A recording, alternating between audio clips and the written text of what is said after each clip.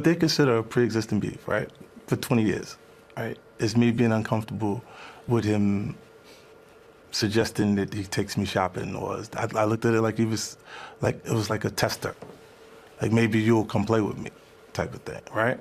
And it's not personal. If Sean Combs watches this, what do you think he's going to feel? Like, wow, this is amazing. I think he's going to say this is the best documentary I've seen in a long time. The lesson to be learned here is don't ever, as a grown man, offer to take Curtis 50 Cent Jackson shopping ever in your motherfucking life. Because ain't no way this man did a whole 4-part documentary series for Netflix called Sean Combs The Reckoning for the fucking Biddler. I mean, I know he said he was gonna do it, but I didn't even fucking believe him, honestly. And y'all, this documentary is not just about the shit that happened with Cassie, no. This goes deep back into Diddy's fucking childhood, y'all. 50 took it all the way back to from when his father was unalive, from when he was a baby and his mama had him in like some chinchilla coats and shit, to when she was throwing them fucking parties in her house. That's where he got it from. All the way up into him working for Andre Harrell and him having that big basketball event because he was like this big party promoter or whatever, and 9 people were unalive, baby. Did y'all know about that? Because I didn't. They even brought up the unalivings of Biggie and Tupac, and yes, Diddy set that up based on what the fucking documentary said. Allegedly, Diddy put $1 million on Pac's head and only paid about half of it, right? Then they had Keefe D on some fucking tapes on there talking about the whole thing and how it happened, literally admitting to it. Now, allegedly, Diddy also has something to do with Biggie being unalive. Biggie did not want to come out here to LA when it was time to promote his fucking album, and it was planned for him to come out here for a couple of days and then go to the UK, go to London or whatever to promote over there, but fucking Diddy canceled his flight the day he was supposed to leave, and that was the day I think he got unalived, y'all. And I don't know how 50 got his hands on this footage of Diddy six days before he ended up in jail, but apparently Diddy hired a videographer when he came back to New York and spent that time wandering the fucking streets. The funniest part about that was him talking about, I gotta go take a bath after he done been out touching people's hands and shit. That was fucking hilarious. It was a good amount of people on the fucking documentary that were being interviewed. There was Kalima, Aubrey O'Day. They had fucking Albie Shore on there, y'all. So it was a lot of people on there being fucking interviewed, and I think it's really worth the watch. One thing's for certain, 2 things for sure. 50 Cent is gonna produce something good as fuck. Whether it's a TV show, documentary, movie, I don't give a fuck. The man is gonna do it. I say this though, bet no other grown man asked 50 Cent to ever take him shopping. He gonna hold on to that grudge for the rest of his motherfucking life and yours. So don't fucking do it, y'all. But go watch that motherfucking documentary on Netflix. It just came out, Sean Combs, The Reckoning, all right? The Diddy documentary really highlights the fact that we in the black community have a huge boy mom issue. And if even half of the things are true that the people were alleging in there, then it really just goes to show that all this stuff starts at home. This isn't an opportunity for you to dunk on single black moms, because it's not all of them that be doing this. But there are a lot in our community that act the same way and try to bring their sons up in the same way as Diddy's mother did.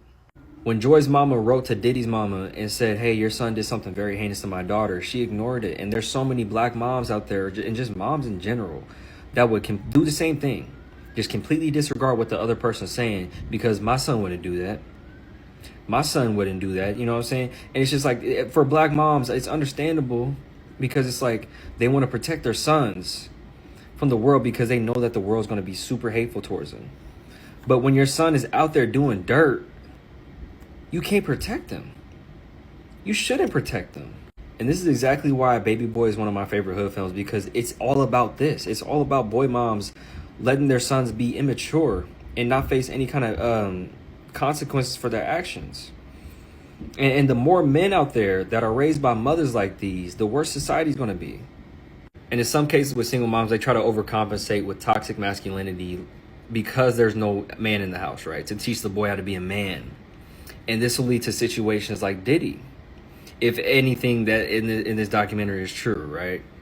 And it's unfortunate, bro, because these women become super perpetuators of patriarchy, and due to like the tendencies that they have, because they most of the time it relies on like violence and beating the kids, right? Whenever they don't perform masculinity in the way that they see fit, you know what I'm saying? And when you're, like they said it in the documentary, whenever you're raising a child on pain rather than love, the results are fucking terrible. And just like that, 50 Cent might win the award for the most heterosexual nigga of all time. Because for a bisexual nigga to make one pass at you and for you to proceed to then dedicate the next 15 years of your life to creating a docuseries exposing how much of a horrendous person this nigga is and just how much you fucking hate him, just in time for you to petition for that nigga to never be released from jail, is some generational, all-time, first ballot Hall of Fame hating. 50 Cent makes me realize that I'm really not putting enough effort into hating the niggas that I hate for real. Like, what is really blowing me or just like crazy to me is that the docuseries is about 4 hours long. The entire docuseries is literally slandering this nigga. And all of the like, Puff is talentless. The nigga got fake abs. He can't make a song for shit. Most of his bitches say he busting about 38 seconds. The nigga got fake thighs. He got feet implants. I have heard hate. I've heard lines that I'm probably gonna use for my next 40 years of slandering niggas. If there's one thing I know in this world, is to never mess with 50 Cent. If I ever have the pleasure of meeting him, I'm just gonna be nice to him, and I'm usually not the nice person. But that's because he is so petty, yo. 50 Cent has a documentary on Diddy, and it's on Netflix, guys, with never before seen footage that the reporter is asking him, how did you get this? Do they know that you have this? So Diddy and his team is gonna see this and be like, where did he get this from? They don't even know that it was coming out. 50 Cent has officially won his war with Diddy. I think he won. You know? On top of all the crazy stuff, Diddy got sentenced to 4 years. We see him in jail eating cup noodles with people, which is a very big downgrade from being Diddy. And now 50 Cent has a documentary where they're calling him an a-hole and a whole bunch of stuff, and it's on Netflix. I can't believe this shit, yo.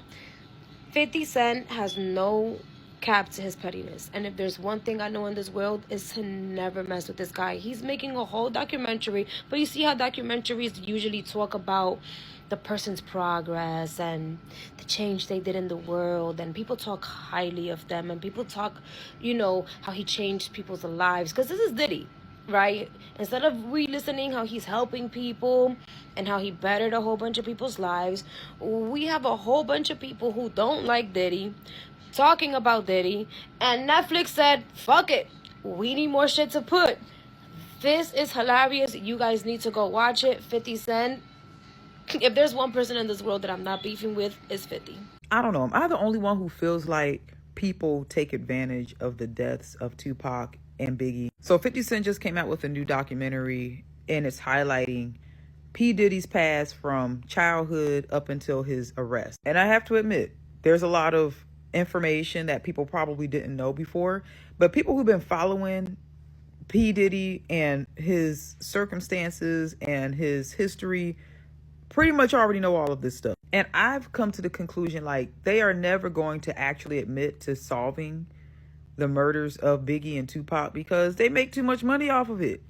They make too much money off of this shit. People are also surprised that P. Diddy's mom has way more involvement than they anticipated. And I've been said that P. Diddy's mom is one of the people who orchestrated the white fingernail polish situation with his freak offs. You know what I'm saying? Like, the lady ain't all there. The lady is, I wouldn't be surprised if he was a victim to her. I'll just say that. I mean, I just feel like this Tupac and Biggie murder case has gone on for so long, and you can only imagine how many people have made money off of it. You can only imagine how many people have made money off of it. I know over time evidence is destroyed, you know, it's lost and things like that. I mean, it's been what, over 30 years? So yeah. But yeah, I mean, people say the documentary was good. I thought it was all right. You know, it's really nothing new to me personally. I won't say it's nothing new, but nothing that was said shocks me. It doesn't shock me. And 50 Cent, if you don't learn nothing else, is that 50 Cent, if you feel like you can go low, 50 Cent could go lower. That man's petty. Petty Crocker, okay? Yeah, he's a force to be reckoned with. I'll give him that. P. Diddy stole the destiny of Tupac and Biggie. Like, I remember a few months ago, destiny swapping was trending. I can't remember why. But if you watch the documentary, the P. Diddy documentary, you start to realize how real destiny swapping is. P. Diddy stole the destiny of Biggie and Tupac. They were meant to be the billionaires. Insane. Insane. Diddy is the boogeyman. Yeah, let's talk about it. I just finished watching the documentary and I don't want to say that I'm shocked because I'm not shocked. Like, we saw all the footage, we saw the trial. Like, I've been following Diddy's career, like, for a really long time. Like, I used to be a really big fan of his, especially, like, around the time when he was doing Making the Band. I absolutely loved that show. When he released Last Train to Paris, I love that album. Do you see what I'm saying? I loved Diddy Dirty Money. Like, that album was everything for me. And it's so crazy that I can never ever listen to it again, right? But anyway, he was a destiny swapper. Yeah. It's clear to me that he was able to see things that he wanted in other people and then essentially take them out in order to get it. That is incredibly scary to me. Like, very, very dark, very scary stuff. And it's the fact that it was in our faces the entire time. But one thing that really stood out to me was the fact that, like, his claim to fame was a tragedy. Like, throughout his career, there has always been violence and death around him. And everyone's just seen him as this happy-go-lucky guy. He was always very eccentric, very, boisterous, very scary, unnerving at times. And we just took it as like a persona that was entertaining to see on TV. Why were we so blind to it for so long? Like, I remember watching Making the Band and seeing how he treated those people, seeing how he would argue with his employees, see how he would treat the contestants and speak to them and all of that kind of stuff. And we used to really glorify that kind of stuff. Like, if you look back on, even people like Simon Cowell, right? We used to watch Pop Idol and see the way Simon used to talk to people and talk down on people. Louis Walsh, see the way he used to talk down on people. And we never, ever thought anything of it. We saw it as entertainment. So what does that say about us? And then I started to think about, like, social media and, like, how, back then, social media wasn't a thing. In fact, it didn't exist, right? All we had was, TV. And we all know that with TV, you can present what you want to present. You know what I mean? Like, we had magazines, newspapers, and you would read a little bit and that's all you had, right? It was just that and the music, videos. That was it. That's the only, I guess, peak that you had. Do you get what I'm trying to say? So the fact that, like, now we have social media and we're able to have discourse on what we have seen. We are able to even hear from people who clock things that we might not necessarily clock. We're able to have discussions with people that are maybe a little bit smarter than us and can point certain things out. It just wasn't a thing back then to where, you could really, really peep people's weird behavior. But I just found it so interesting that I had never known, like, the real details of the whole East Coast, West Coast war, the real details of Biggie and Tupac's deaths, even though there was a whole movie about it. Do you get what I'm trying to say? Like, there was a movie. We all watched the movie. And there were details in this documentary that was not included in the movie. Why is that? Do you see what I'm saying? So, like, yeah, I need to digest. Like, I'm going to come back with more stuff because there was a lot in this documentary and we definitely need to dissect it. But, like, these are just my initial thoughts and I'm overwhelmed. I will say that. If you're going to sit here and tell me that Diddy did not kill Biggie and Tupac, you're smoking.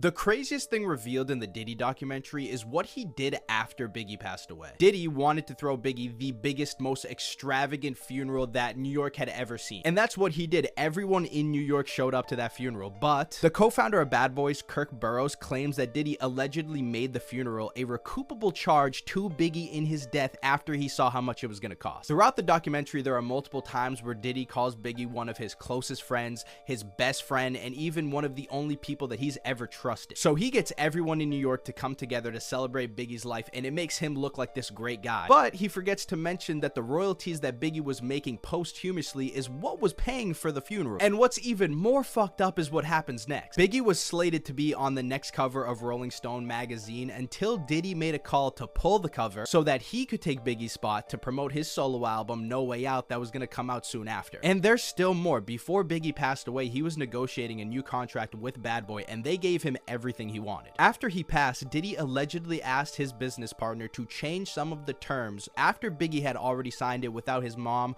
or family knowing, so that they would be more favorable for Bad Boy. Kirk, the co-founder, said that that wasn't right and he wouldn't do it, and 9 months later he was fired. Meanwhile, Diddy is becoming a rock star, dancing on national television with Sting as a tribute to his best friend. That Keefe D tape, how has Diddy never been tried for Tupac's murder? Like, that tape is crazy.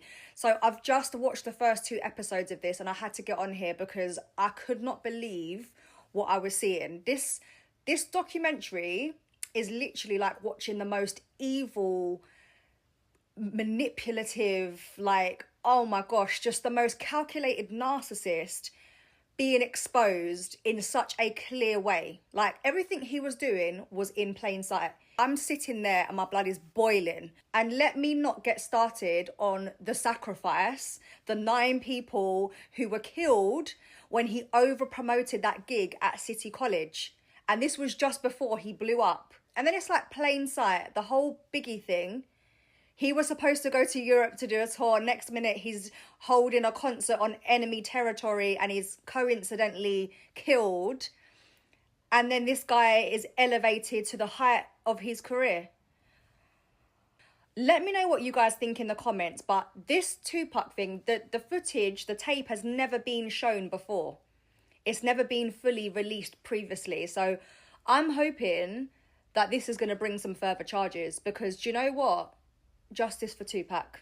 Diddy is considering suing Netflix over 50 Cent's Diddy documentary. Right before this documentary dropped, Diddy actually sent a cease and desist to Netflix over this documentary, claiming that the videos they got once again were stolen. Diddy is not happy that these private videos, especially the ones of him talking to his lawyers, are out on this Netflix documentary for everybody to see. But Netflix hit back to these statements, claiming that they basically got this video footage legally from the person that was filming Diddy during this time. And a lot of people are confused on why Diddy was even recording things like this in the first place. Diddy claimed that this was all video footage that he had somebody record of him because he was going to use it to produce something of his own. Now watching all of these different video clips from this footage that Diddy was having recorded of himself, it's very clear that he was trying to use these videos, or he was going to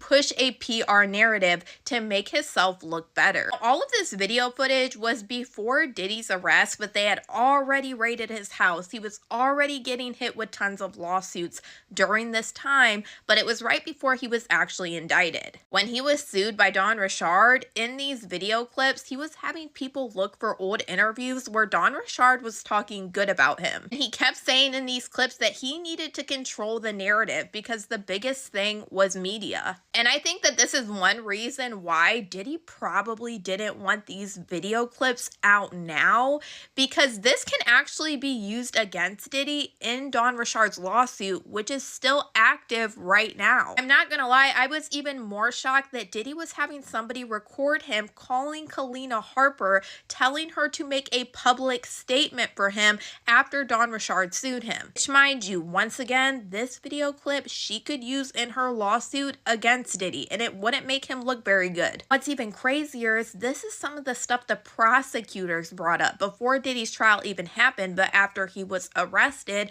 and one of the reasons why Diddy kept getting denied bail. So in my opinion, it was very bold for him to be recording this situation, because mind you, during this time, Diddy knew he was under investigation by the feds. They had already raided his house. He just wasn't legally indicted and took to jail yet. It was just a couple of days away. Throughout this process, even during the trial, you would have heard Diddy's lawyer claim that Diddy knew he was actually going to jail and he went to New York to turn himself in. So that has me wondering if Diddy was recording during the specific time to try to put this out to the media to try to clean up his image when he took the hit of going to jail. But in my opinion, at the same time, I don't think that these clips that he was recording would have made his public image look any better. In these video clips, we even have him calling Christina Korm on the phone, and they are recording this interaction. And he's telling KK, you're in this too,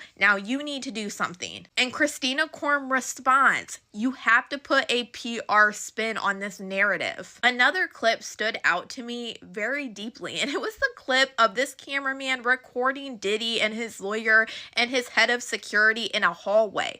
And his lawyer was talking something about new prosecution charges. And then they look at the cameraman and say, you shouldn't be filming this. I'm not gonna lie, when the cameraman put down the camera where we couldn't see or hear anything else, I was so upset because I was so intrigued, wanting to know what they were actually talking about in this hallway. Now, like I said, there is multiple reasons why this video footage that Diddy had recorded is honestly not good for him. For one, it doesn't help his public image at all because it makes people see that he was doing this and trying to push this out to the public as some type of PR narrative to clean up his image. But also, certain parts of this, especially the stuff about Don Richard, could be used against Diddy in his civil lawsuit that was filed against him by Don Richard. And now we know for sure that Diddy has sent a cease and desist, and he is thinking about actually suing Netflix over this documentary. And I'm not gonna lie to you, I really wouldn't be shocked if we see Diddy try to sue Netflix over this. And the only reason I say this is because Diddy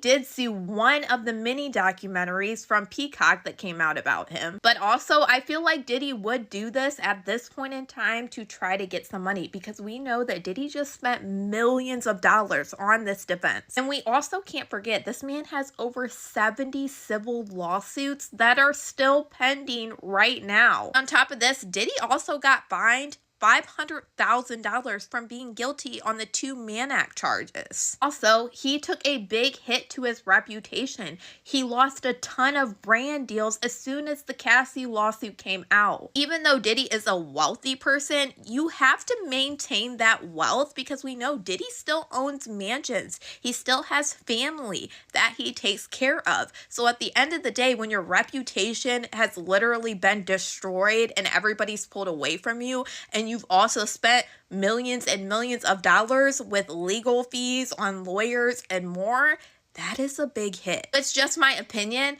that it is likely that Diddy might really try to follow suit with a lawsuit against Netflix. But based off what I've read up on, I don't know how successful that lawsuit would actually be. I guess that's something we'll just have to watch and see exactly what all happens. But y'all let me know what you guys think about all this in the comments.